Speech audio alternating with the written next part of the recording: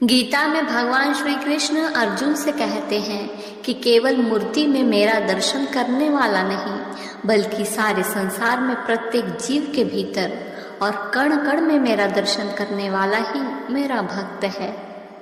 प्रत्येक वस्तु परमात्मा की है, अपनी मानते ही वह अशुद्ध हो जाती है। तुम भी परमात्मा के ही हो। परमात्मा से अलग अपना अस्तित्व स्वीकार करते ही तुम भी अशुद्ध हो जाते हो। प्रकृति में परमात्मा नहीं बल्कि ये प्रकृति ही परमात्मा है। जगत और जगदीश अलग अलग नहीं है, एक ही तत्व है।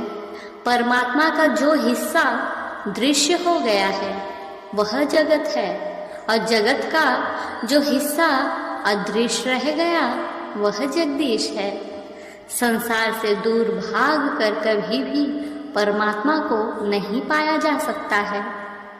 संसार को समझकर ही भगवान को पाया जा सकता है। जगत में कहीं दुख, अशांति, भय नहीं है। यह सब तो तुम्हें अपने मनमाने आचरण, असंयमता और विवेक के अभाव के कारण प्राप्त हो रहा है। भक्त के जीवन में प्रतीक्षा जरूर होनी चाहिए। भक्ति के मार्ग में प्रतीक्षा बहुत आवश्यक है। प्रभु जरूर आएंगे, कृपा करेंगे, ऐसा विश्वास रखते हुए प्रतीक्षा करें। बहुत बड़ी प्रतीक्षा के बाद शबरी की कुटिया में प्रभु आए थे। भगवान शिव की पूजा इसलिए नहीं की जाती क्योंकि उनके पास सोने का भंडार है, बल्कि उनकी पूजा इसलिए की जाती है क्योंकि वे सोने की लंका दान करने की क्षमता रखते हुए भी खुले आसमान के नीचे रहते हैं। सब कुछ बटोर बटोर के अपने पास रखने से मनुष्य कभी मूल्यवान नहीं हो सकता। मनुष्य अपने त्याग से ही समाज में मूल्यवान बनता है। जीवन भर बटोर के रखा हुआ धन संपत्ति या कोई और चीज भी आपको सुख तो प्रदान करेगा, लेकिन कभी भी आपको शांति या सुख नहीं दे पाएगा। इसलिए जीवन में सुखी रहना है और समाज में सम्मान पाना है तो जीने के लिए खाना सीखो, ना कि खाने के लिए जीना। कभी कभी आपका पैसा और ज्ञान भी किसी स्थिति को संभालने और सुधारने में विफल हो जाता है, तब उस समस्या में केवल संबंध काम आते हैं। अतः मधुर संबंध बनाकर जीवन को साधिए, तभी आप प्रसन्न रह सकते हैं।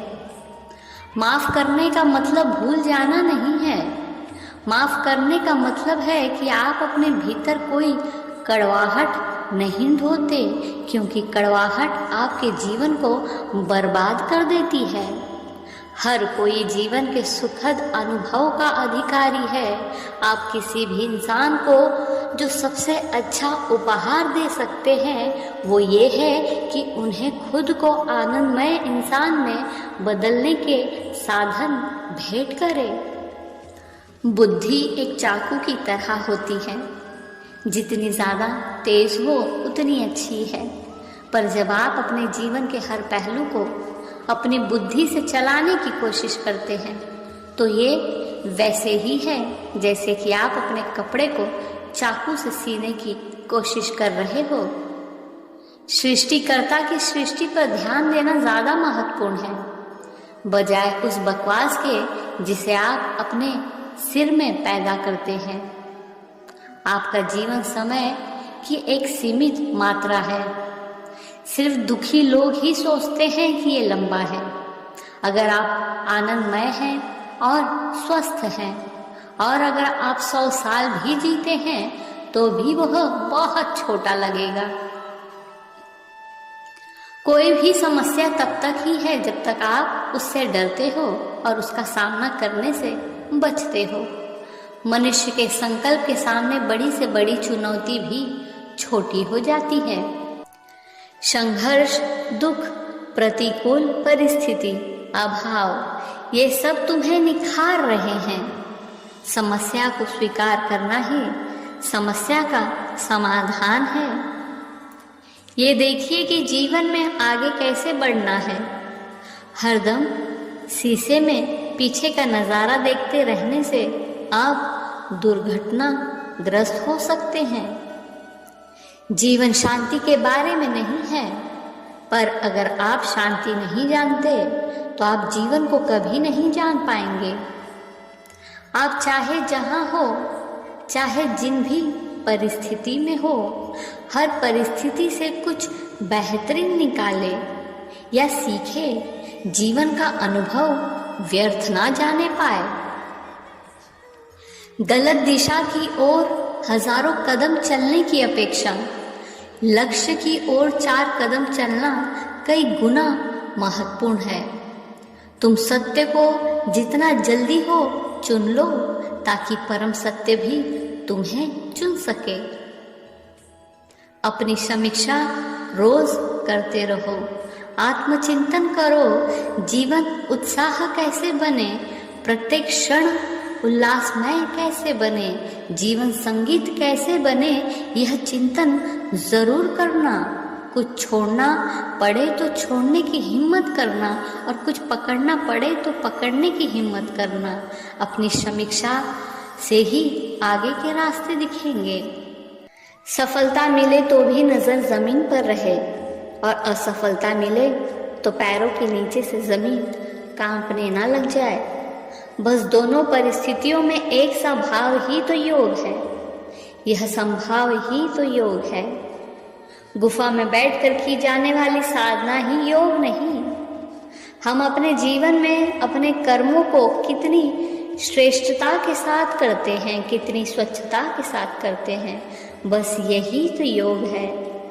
भागवत गीता कहती है कि किसी वस्तु की प्राप्ति पर आपको अभिमान ना हो, और किसी के छूट जाने पर दुख भी ना हो।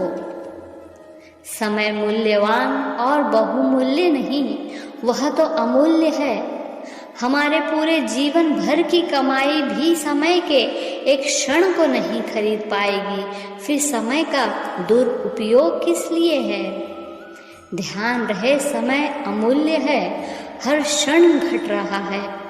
यह आज है, कल नहीं, अभी है, फिर नहीं। इसलिए समय के महत्व को विशेष रूप से समझा जाए और अपने जीवन को अच्छे कार्यों में, श्रेष्ठ कार्यों में लगाया जाए। समय का सदुपयोग बुद्धिमत्ता है, और समय का दुरुपयोग बहुत बड़ी मूर्खता।